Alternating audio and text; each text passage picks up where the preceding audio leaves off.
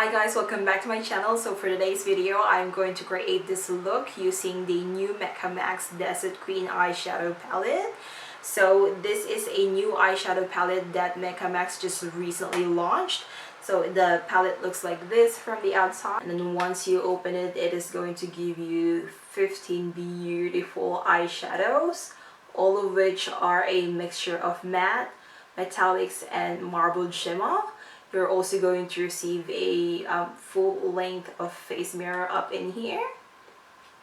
So this retails in Mecca at $38. Alright guys, so without further ado, let's jump into the video.